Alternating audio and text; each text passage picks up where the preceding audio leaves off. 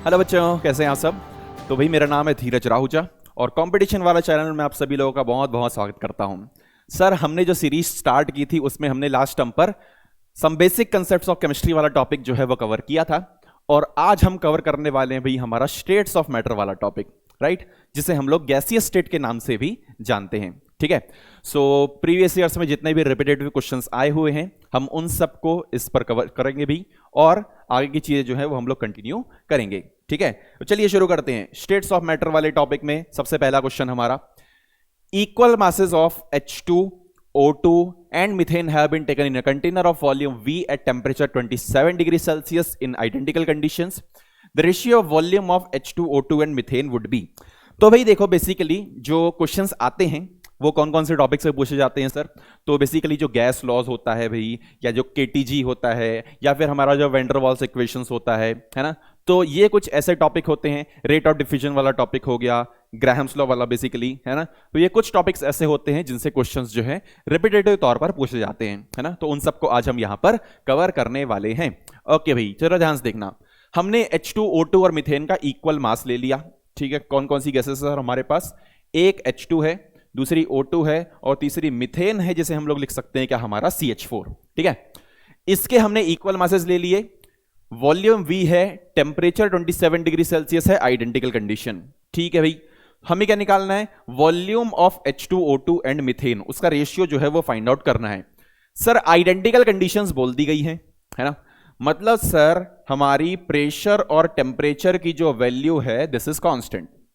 अगर pressure constant है, temperature constant है, तो हम बोल सकते हैं कि sir volume is directly proportional to moles. Sir अगर volume is directly proportional to moles तो भाई मोल्स का रेशियो पता चल गया तो वॉल्यूम का रेशियो भी पता चल जाएगा सर। ठीक है, हमने इन तीनों के इक्वल मासेस जो है वो ले लिए। सपोज करता हूं मैंने सबके 32 ग्राम ले लिए भाई। सो 32 ग्राम इसका ले लो, 32 ग्राम इसका ले लो और 32 ग्राम इसका ले लो। 32 क्यों लिया सर, क्योंकि मैक्सिमम मोलर मास इसका दिख रहा है और वो सभी के मोलर मास से क्या हो रहा है भाई, डिवाइड हो रहा है, इसलिए 32 ले लिया। आप चाहे तो x भी ले सकते हैं, कोई दिक्कत नहीं है भाई। अब इसके नंबर ऑफ मोल्स निकाल लेते हैं। So number of moles of H2 given mass 32, molar mass 2, that will be equals to 16। इसके 16 मोल आ गए sir. Number of moles of O2 कितना होगा भाई, given mass 32, molar mass 32, sir number of moles of O2 आ गया कितना, 1। और तीसरा point क्या है भाई हमारा, CH4 का बोल दें अगर हम लोग, so number of moles of CH4 होगा सर हमारा basically 32 gram is the given mass and 16 gram is the molar mass. तो यहां पर आ गए सर हमारे 2 मोल। तो अगर मैं मोल का रेशियो लूंगा तो वही मेरा वॉल्यूम का रेशियो हो जाएगा भाई। तो मोल का रेशियो कितना, किसका किसका बताना है, H2:O2:2 मीथेन। सो 16:1:2 ये हो जाएगा हमारा answer, 16:1:2। So correct option here is option number C. आप लोग मेरे साथ साथ में क्वेश्चन सॉल्व करते जाएंगे भाई, एक्यूरेसी के साथ अच्छे तरीके से क्वेश्चन सॉल्व करने लगेंगे भाई। चलो शुरू करते हैं। नेक्स्ट वन गैस लॉस पर ही question. 500 ml of nitrogen at 27 degree Celsius is cooled to -5 degree Celsius at the same pressure. So the new volume become, new volume क्या हो जाएगा भाई, तो जरा देख लो। प्रेशर कांस्टेंट है और मोल्स भी क्या है सर हमारा यहां पर कांस्टेंट है। If pressure is constant, moles is constant, हम जानते हैं कि sir PV is equals to NRT होता है। प्रेशर कांस्टेंट, मोल कांस्टेंट, तो volume is directly proportional to the temperature. या फिर सर हम इसे लिख सकते हैं कि V/T is a constant, V/T will be a constant. Constant को मैंने C से लिख लिया सर। सो इसके साथ हम लिख सकते हैं sir V1/T1 equals to V2/T2, that is our Charles law.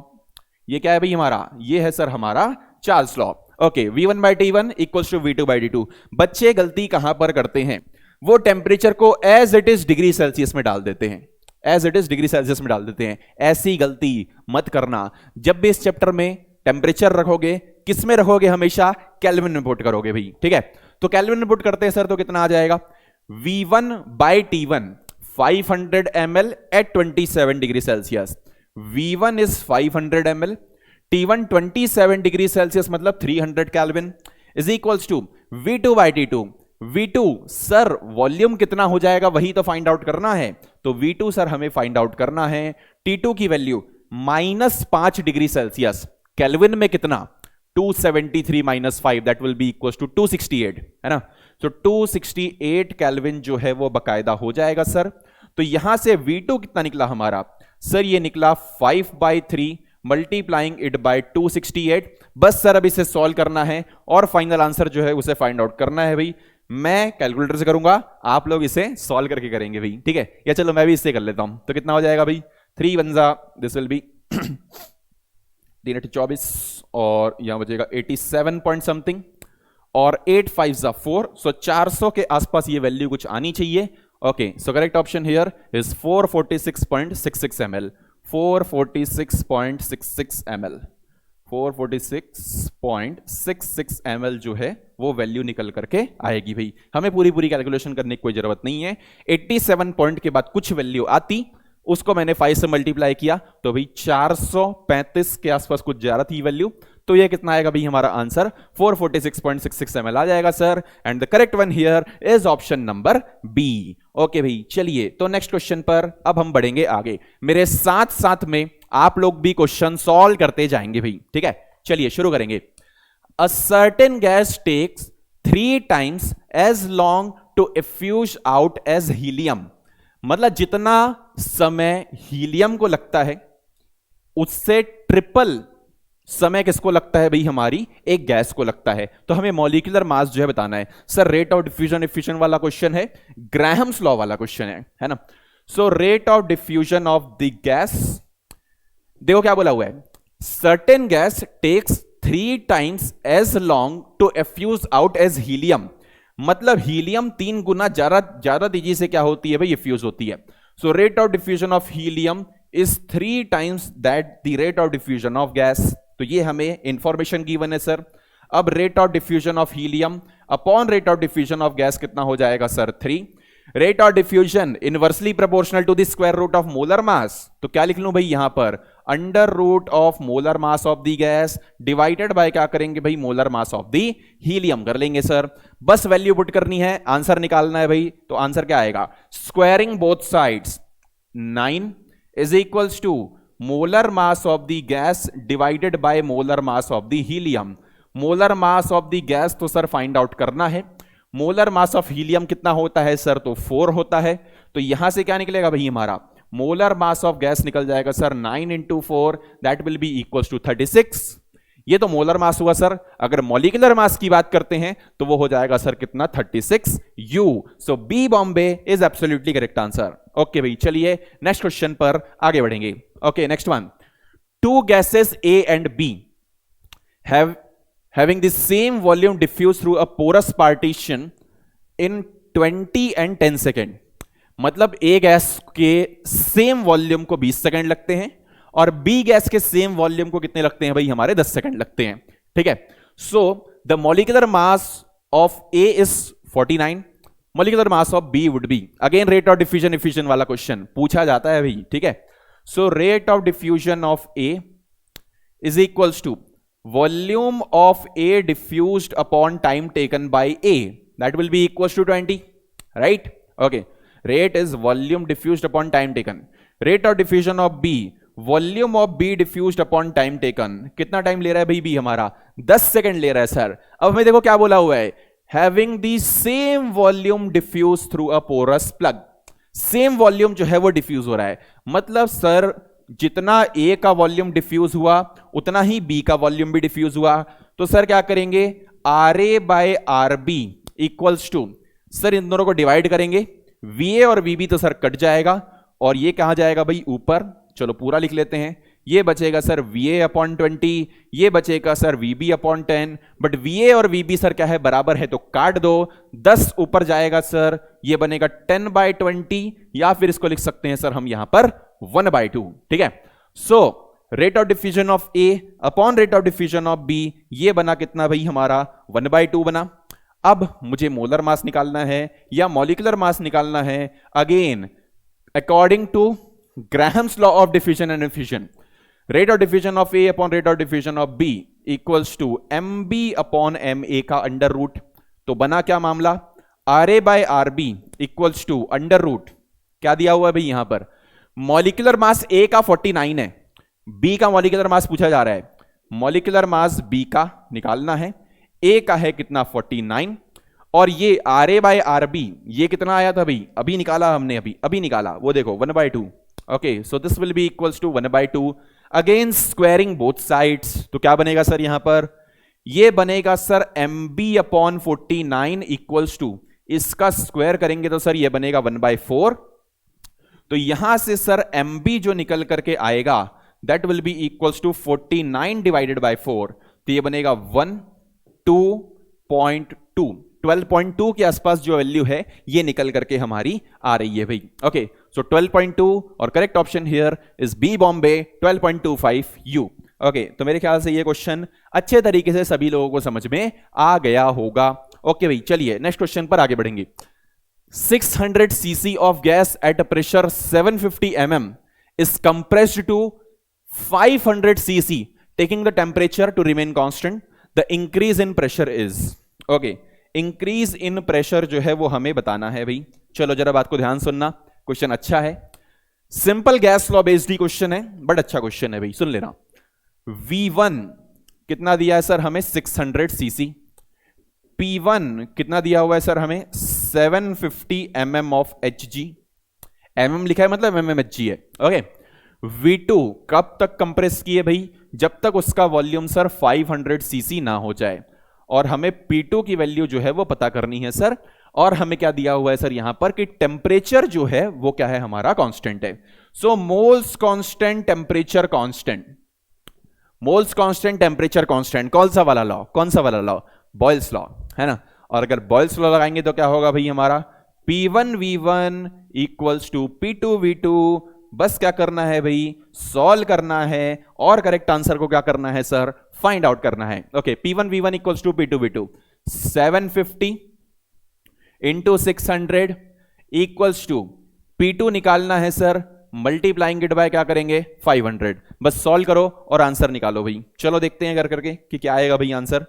Okay, तो लिख लेते हैं पूरा नेक्स्ट पेज पर, P2 equals to 750 into 600 divided by क्या करेंगे सर 500। अब किससे कट करे भाई जरा देख लो, तो ये जीरो काट दो, ये 2 बार और ये 3 बार, ये 1 बार और ये कितना हो गया भाई 3 बार, तो ये हो गया सर कितना 300, sorry 300 into 3 that will be equals to 900। और प्रेशर किस में यूज कर रहे थे सर हम लोग, mmHg में। सर 900 mmHg आ गया, अब क्या करें, आंसर तो नहीं दिया सर। तो भाई देखो क्वेश्चन क्या बोला है वो तो देख लो, the increase in pressure is, pressure कितने से बढ़ा, पहले कितना था सर 750 था, पहले कितना था सर 750 था, अब कितना हो गया सर 900 हो गया। तो इंक्रीज इन प्रेशर कितना, इंक्रीज इन प्रेशर कितना, तो सर 900 बाद में है, 750 पहले था, कितने से बढ़ा, तो 150 mmHg से सर ये क्या हुआ है, इंक्रीज हुआ है। सो करेक्ट आंसर आ जाएगा भाई हमारा कौन सा 150 mm of Hg, that is equals to A Agra. Okay, चलिए नेक्स्ट क्वेश्चन पर आगे बढ़ेंगे। By what factors does the average velocity of a gaseous molecule increases when the temperature is doubled. जरा याद करो KTG, kinetic theory of gases वाली चीज, जब हम U एवरेज पढ़ते थे सर, एवरेज वेलोसिटी, क्या ऐसे ही पढ़ते थे क्या U एवरेज को √8 RT बाय पाई m, क्या हम यही चीज पढ़ते थे क्या, याद करो भाई जरा, है ना। U average equals to √8 RT by pi m, क्या बोला गया है सर हमें जरा देख लो, टेम्परेचर डबल करने पर एवरेज वेलोसिटी का क्या होगा, है ना। टेम्परेचर को डबल करेंगे, अगर टेम्परेचर को डबल करेंगे तो क्या होगा भाई, क्या ये पूरी वैल्यू √2 टाइम्स बढ़ जाएगी क्या, जरा देख लो भाई, व्हेन टेम्परेचर इज डबल्ड, जब हम क्या करते हैं भाई टेम्परेचर को डबल करते हैं, T को 2T रख देंगे सर, और सर ये मतलब ये पूरी वैल्यू जो है ये √2 टाइम्स क्या हो गई है सर, बढ़ गई है। When temperature is doubled U average increases by √2 times, √2 times क्या हो जाएगी सर, ये इंक्रीज हो जाएगी। √2 टाइम्स इंक्रीज होने का मतलब क्या है भाई, √2 की वैल्यू कितनी होती है सर, √2 की वैल्यू होती है हमारी 1.414, बट यहां ऑप्शन में 1.4 दिया है, सो 1.4 जो है सर वो करेक्ट ऑप्शन हो जाएगा। ठीक है, तो D Delhi is the correct option. चलो भाई नेक्स्ट वन आगे बढ़ेंगे। Which of the following expression correctly represent the relationship between average molar kinetic energy of CO and N2 molecule at the same temperature? सबसे इंपॉर्टेंट पॉइंट तो last में ही लिखा हुआ है sir, eight the same temperature, eight the same temperature. अगर same temperature दिया है, याद करो भाई, अगर सेम टेम्परेचर दिया है तो क्या काइनेटिक एनर्जी भी सेम होगी क्या? याद करो, 3/2 nRT, 3/2 kT, है ना, तो temperature dependent, only and only temperature dependent, है ना। तो अगर सेम टेम्परेचर है तो काइनेटिक एनर्जी भी क्या होगी सर? बेसिकली सेम होगी। CO का मोलर मास 28, N2 का मोलर मास भी 28, सर काइनेटिक एनर्जी क्या होने वाली है? सेम होने वाली है। So C Calcutta is absolutely correct answer. ठीक है, चलिए भाई नेक्स्ट क्वेश्चन में आगे बढ़ेंगे।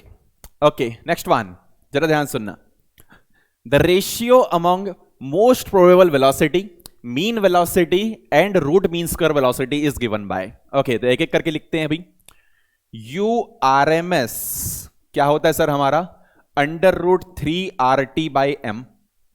UMPS मोस्ट प्रोबेबल स्पीड कितना होता है सर हमारा? √2RT/m ये होता है सर हमारा।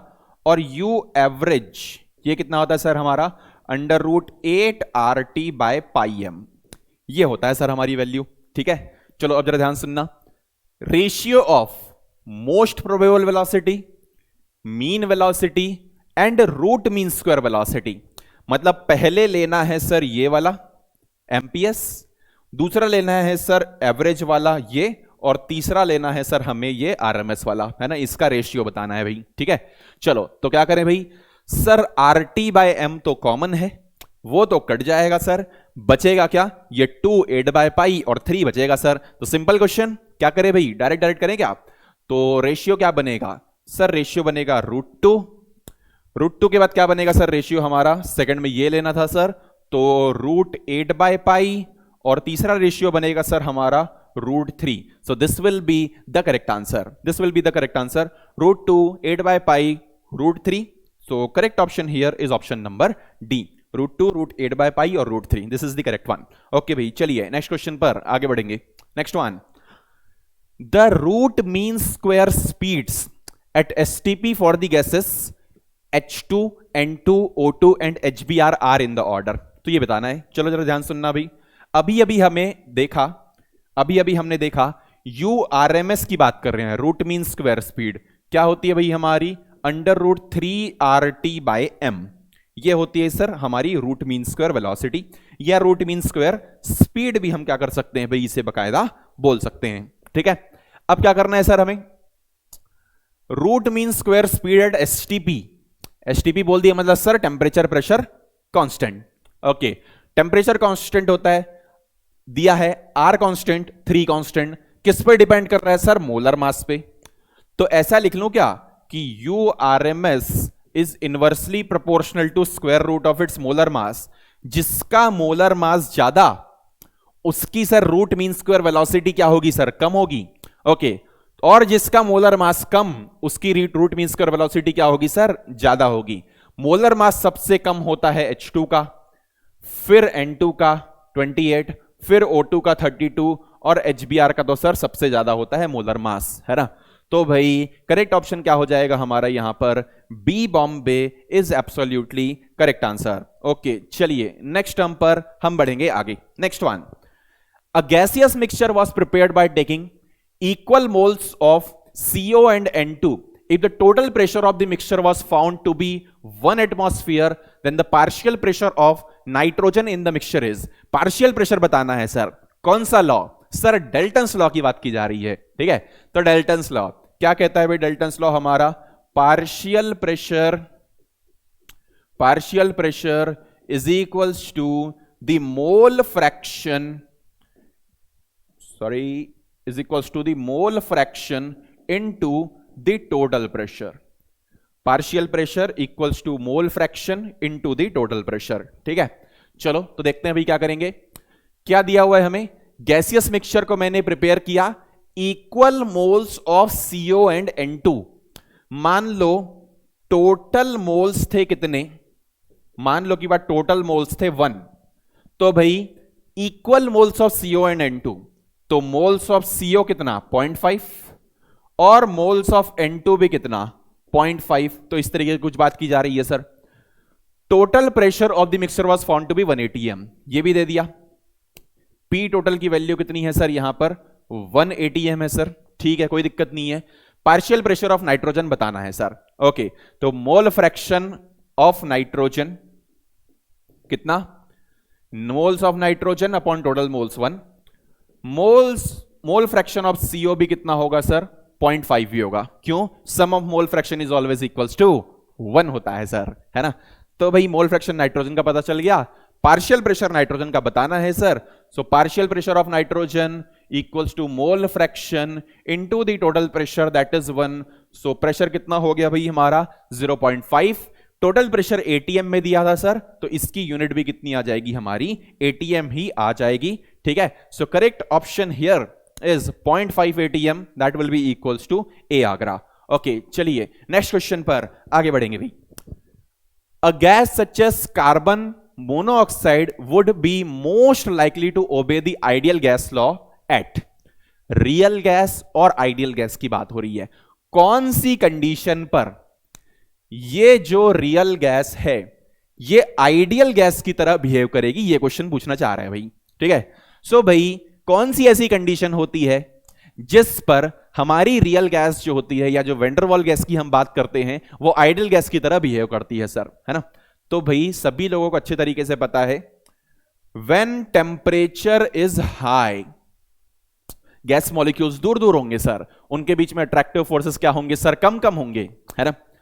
और दूसरी चीज, व्हेन प्रेशर इज लो, जब प्रेशर क्या होगा भाई कम होगा, प्रेशर बढ़ाएंगे तो पास पास आएगा, प्रेशर कम करेंगे तो दूर दूर जाएगा सर। सो टेम्परेचर बढ़ा हुआ हो और प्रेशर कम हो, तो ये वो कंडीशन होती है, this is the condition, this is the condition where a real gas behaves as an ideal gas, behaves as an ideal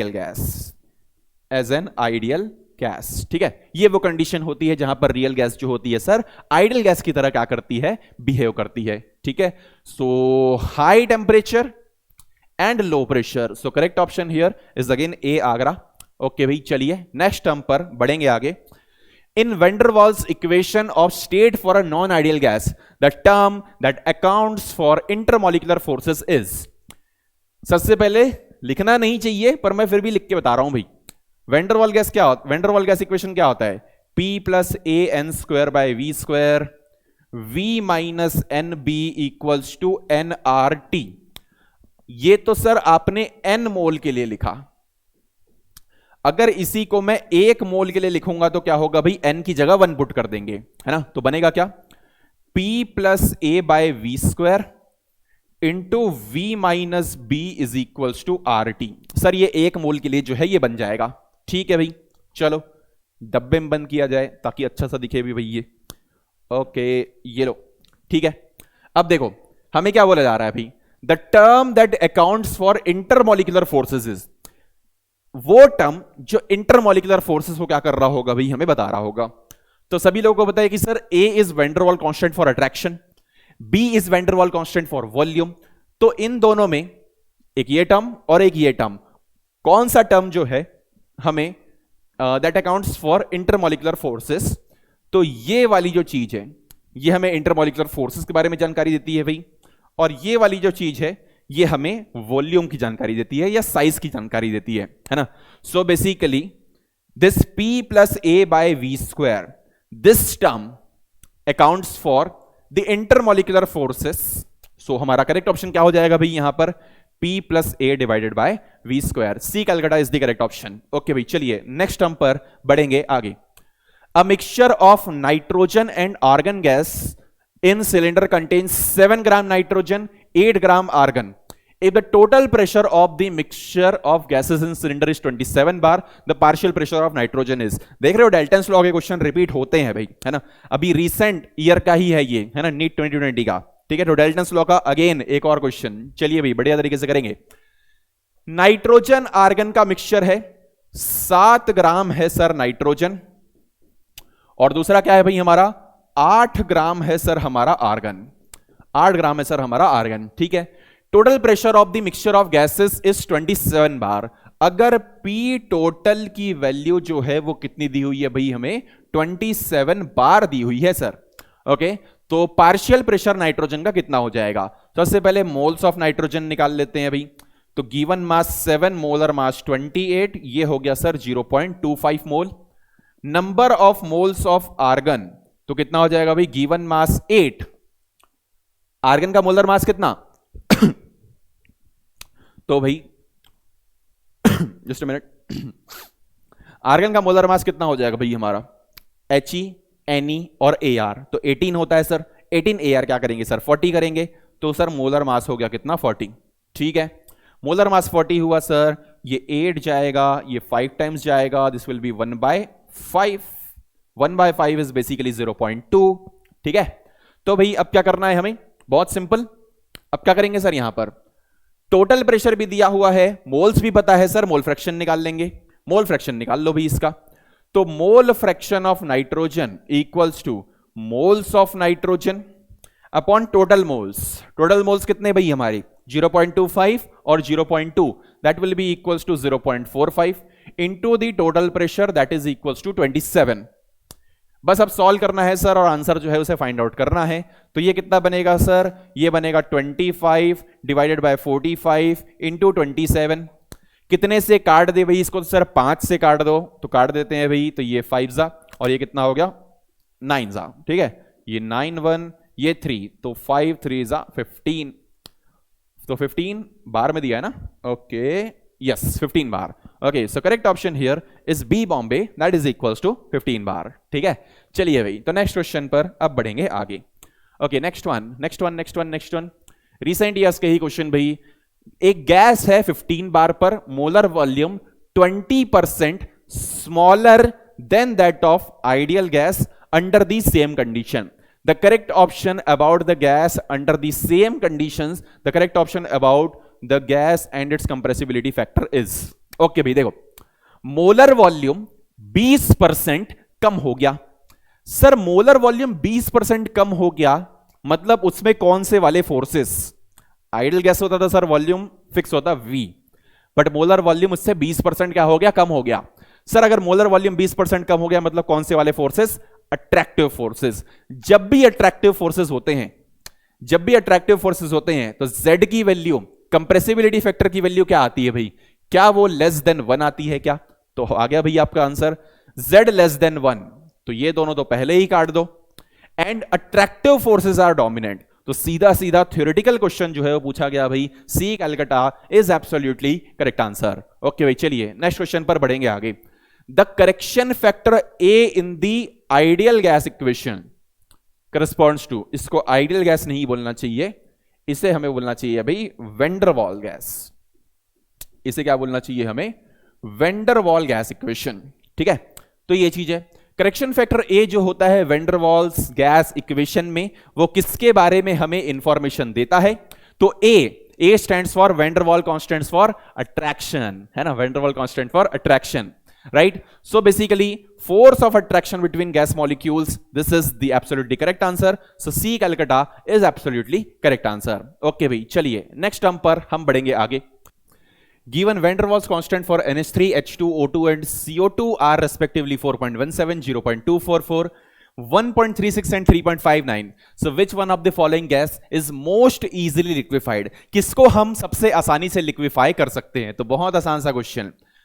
More the value of A, more the value of A, that is van der Waals constant for attraction, more will be the attraction, more will be the attraction, and easier will be the liquefaction, easier will be the liquefaction, उतना आसानी से क्या हो जाएगा भाई, हमारा liquefaction जो है सर वो हो जाएगा, है ना।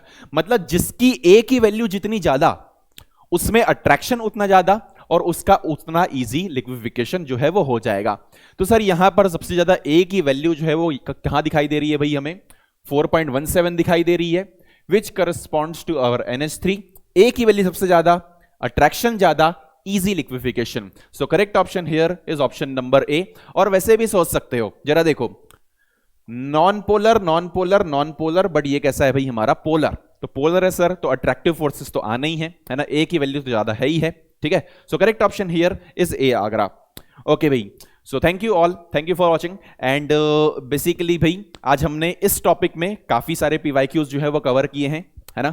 काफी सारे कंसेप्ट्स जो रिपीटेटिव पूछे जाते हैं वो हमने कवर किए। डेल्टन्स लॉ हो गया, हमारे गैस लॉज हो गए, हमारा जो KTG वाला पार्ट था वो हुआ, रियल गैस वाला पार्ट जो है वो हुआ, है ना। तो ये जो है ये कुछ इंपॉर्टेंट टॉपिक होते हैं इस चैप्टर के, तो अच्छे से पढ़ें भाई, अच्छे से तैयारी करें, एंड ऑल द बेस्ट।